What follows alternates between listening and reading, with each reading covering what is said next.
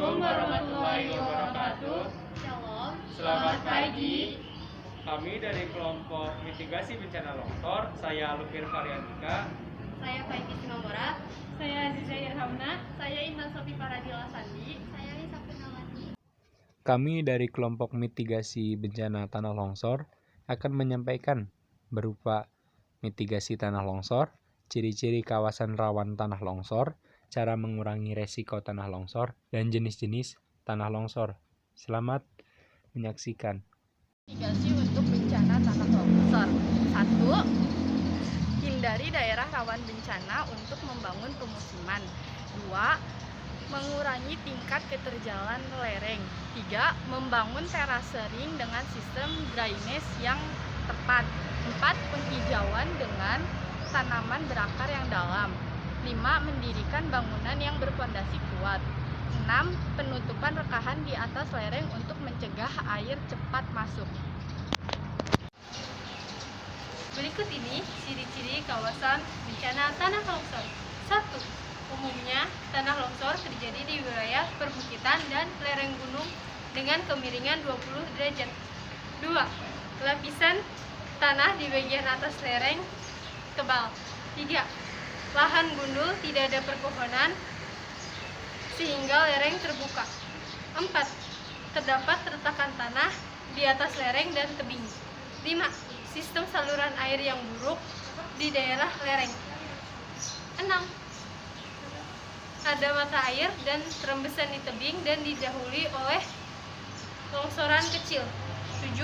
Ada bangunan di bagian atas tebing yang menyebabkan beban berlebihan. Adapun cara mengurangi risiko tanah longsor ialah sebagai berikut. Tidak membangun rumah atau villa di lereng gunung, sehingga beban tanah di wilayah tersebut bertambah. Tidak membuat sawah atau kolam di atas lereng karena air mudah meresap dan menimbulkan retakan di lereng.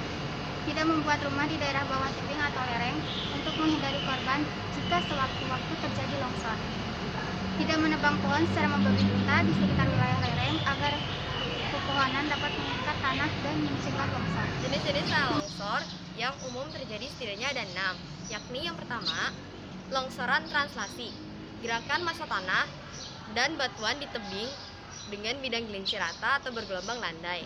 Yang kedua, longsoran rotasi, gerakan massa tanah dan batuan pada bidang gelincir cekung.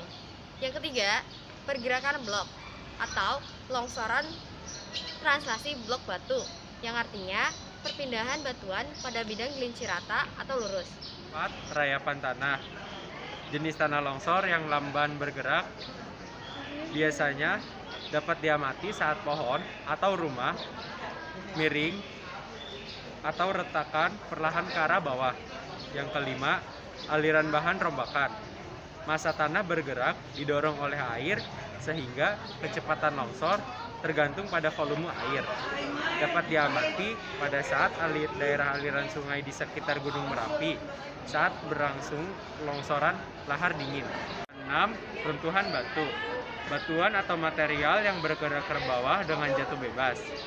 Biasanya terjadi di lereng terjal seperti yang ada di daerah pantai.